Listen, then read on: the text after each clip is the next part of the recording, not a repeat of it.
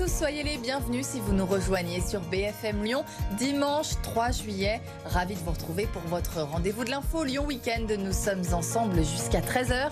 À la une de l'actualité, la parade aux 9 couleurs des arrondissements lyonnais, le réveil de la mâche-croûte Batucada, danseurs et chassiers aux bulles de savon. Le deuxième jour du festival entre Rhône et Saône a séduit les Lyonnais, vous le verrez. Une grande kermesse post-Covid dans un EHPAD de Caluire. 92 résidents et leurs familles ont pu enfin refaire la fête. Au programme, chorale, animation et DJeriatrie aux platines. Corentin Tolisso est de retour à l'OL. Un beau défi pour ses parents, ravis d'avoir leur fils champion du monde à quelques kilomètres de la maison.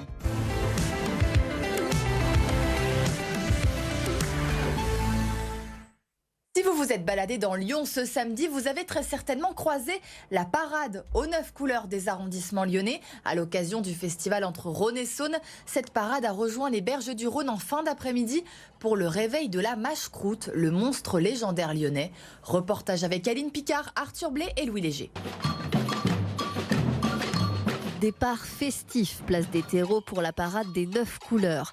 Chaque arrondissement de la ville avait la sienne, bleu pour le premier arrondissement ou encore rouge pour le 6e. Dans le cortège, des groupes de musique pour mettre l'ambiance. Mais aussi des Lyonnais venus profiter du spectacle de l'intérieur. C'était l'occasion, avec ce beau temps en plus, d'aller célébrer un petit peu les magnifiques fleuves que nous avons dans cette très belle ville qu'est Lyon. C'est vraiment très festif, on se croirait vraiment au carnaval. Magnifique, plein d'entrain, plein de chaleur, plein de couleurs, c'est génial. Une foule colorée et animée qui a parcouru un peu plus d'1 kilomètre direction le pont de la Guillotière. C'est là que le monstre du Rhône, la mâche-croûte, s'est réveillé. Mâche-croûte, mâche-croûte, réveille-toi, allez! Calme-toi, calme-toi, calme-toi, calme-toi, calme-toi. C'est l'heure du casse-croûte de la mâche-croûte. La mâche-croûte, bête légendaire qui provoquerait les remous du fleuve. Mais ce samedi, pas d'animosité chez elle. Elle a séduit les badauds qui s'étaient retrouvés pour l'admirer. C'est super sympa de voir les enfants qui s'amusent, les grands, les petits, et que tout le monde s'éclate sur cette plateforme avec un temps pareil. C'est un bon moment, ouais. C'est bien, il faut qu'il soit plus souvent. J'ai trouvé le spectacle super bien. C'était assez rigolo aussi. Et, au début, j'ai cru que c'était une bulle avec de la pâte à modeler. Ça y est, la mâche-croûte s'est désormais rendormie. Il faudra attendre l'année prochaine pour la revoir sortir la tête de l'eau. L'eau, elle la laisse maintenant aux petits Lyonnais. Et un peu plus tard dans la soirée, le spectacle Dérive a fait sensation pour sa deuxième représentation. Regardez ces belles images d'Arthur Blais, 150 silhouettes lumineuses qui vagabondaient sur la Saône entre le pont Koenig et le pont de la Feuillée. Un spectacle organisé par la compagnie Ilotopie pour le festival entre Rhône et Saône. Ambiance féerique, presque magique. Écoutez.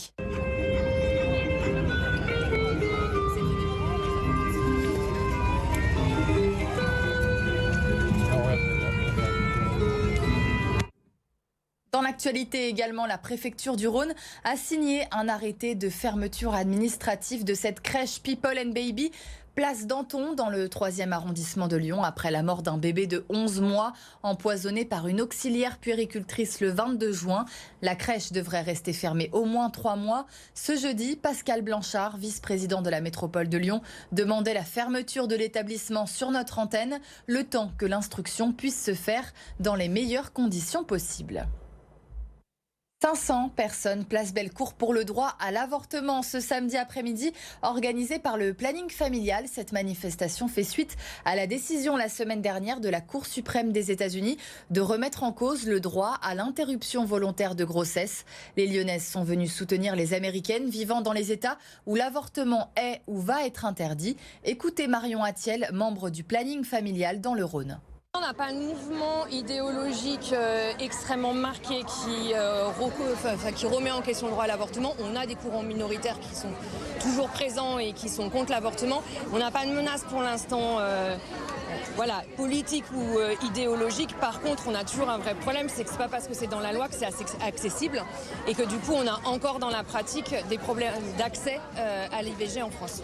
on a à la fois et paradoxalement des grandes victoires, notamment dans les pays sud-américains, où on a eu des avancées sur la reconnaissance du droit à l'avortement.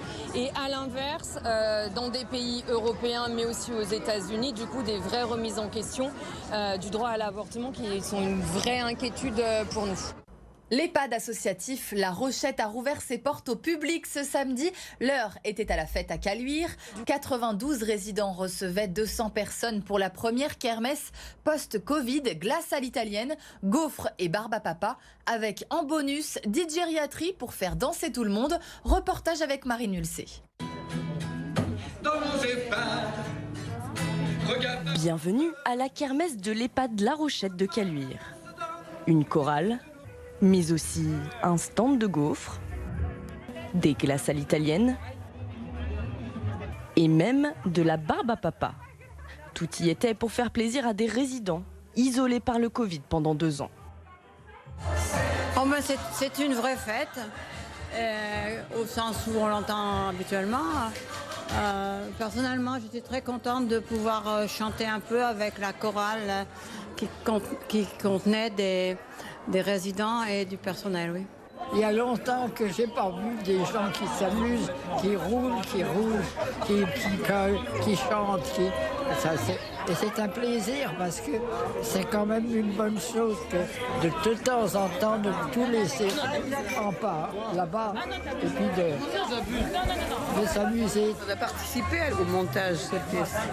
On a fait du chant par exemple, dans la petite chorale. On a préparé ça depuis 2 mois. Et puis, moi, avec d'autres petites personnes, j'ai participé à la création d'un banderole d'accueil en bas qui s'appelle Journée d'été, oui. Aurélien est animateur dans cette EHPAD depuis 7 ans. Et il aime toujours autant son métier et les fêtes qu'il anime. Là, aujourd'hui, c'est l'inauguration du jardin, kermesse, digériatrie aux platines. Un magicien génial, champion de France de magie 2015, qui se balade et qui nous fait du close-up. Et évidemment, le travail absolument exceptionnel de l'équipe de cuisine aujourd'hui. Pour le directeur de l'établissement, c'est également une réussite. Alors là, c'est la 2e fête qu'on organise après les fêtes de Noël. On n'a eu aucun cas de Covid dans l'établissement, donc on est très satisfait de ça. Et là, c'est la fête de l'été que vous voyez derrière moi. Donc il y a plus de 200 personnes qui sont invitées pour l'occasion, les résidents, les familles, les professionnels. Et je suis ravi de les accueillir au sein de cet bel établissement. 55 salariés s'occupent tous les jours des résidents. La ligne B du métro fermera plus tôt 5 soirs du mois de juillet, lundi, mardi et mercredi, puis lundi 18 et mercredi 20 juillet. Le dernier départ de Charpennes en direction d'Oulin sera à 21h15, dernier métro à 21h25 dans l'autre sens. Une fermeture anticipée pour continuer les travaux d'automatisation et de prolongement de la ligne B. Le réseau TCL met en place des bus relais qui desserviront l'ensemble des stations de la ligne B avec une fréquence de 10 minutes. C'est un nouveau visage pour la rue Pierre-Audry, entre le 5e et le 9e arrondissement de Lyon. Après plus de 20 ans, les travaux qui ont coûté 6 millions d'euros sont enfin terminés. 1 kilomètre de chaussée réaménagée avec des espaces végétalisés, des pistes cyclables et des trottoirs élargis. Écoutez Valentin Lugenstrass, adjoint à la ville de Lyon en charge des mobilités. L'idée, c'est vraiment, et qui a été partagée donc par les mandatures précédentes aussi, de rendre l'espace public aux habitantes et aux habitants, parce qu'on était sur un espace entièrement dévolu à la voiture. Et maintenant, on se retrouve avec des trottoirs élargis pour les piétons, avec des pistes cyclables aussi présentes, avec des couloirs bus et des arrêts de bus, avec des squares, avec de la végétalisation. Et donc ça, c'est un espace quand même beaucoup plus agréable pour tout le monde. Corentin Tolisso est de retour à l'OL, un beau défi pour ses parents, mais surtout beaucoup de joie d'avoir leur fils à quelques kilomètres de la maison, lui qui jouait au Bayern de Munich à plus de 800 km. Laurent Canonico a rencontré Marie Chantal et Vincent Tolisso. Écoutez. Je pense qu'il va apporter ce qu'il a appris en fait au Bayern. En fait, en Allemagne, il a appris la rigueur, c'est-à-dire la générosité, le dynamisme et puis surtout l'expérience de ce qu'il a eu en Allemagne et dans un très très grand club. Donc tout ce qu'il a appris, il va le mettre en œuvre à l'OL pour rendre vraiment de grands services à à tous ces jeunes qui vont l'entourer. Je pense qu'il y a un vrai défi à relever et puis oui, des choses à gagner pour que l'OL revienne dans les hauts de la Ligue 1, quoi. Voilà. Et je pense qu'ils ont tout à gagner et c'est une très bonne chose, c'est un très bon défi. Dessine, il y a quoi, 45 km de chez nous, Munich c'est 878. Alors vous faites le calcul, le choix est vite fait. Okay. Bon, c'est vrai que ça va être à côté, on est content, on va pouvoir voir tous les matchs et puis surtout qu'il va être ici. Et puis bon, comme on dit, la maison est ouverte, il viendra quand il veut et puis voilà. Et puis comme on dit, le dimanche, quand il ne jouera pas, je pense que là, les repas de famille vont reprendre du goût.